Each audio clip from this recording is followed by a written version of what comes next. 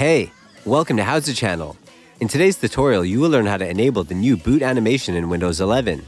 Open taskbar search, type regedit, click on Registry Editor to open it.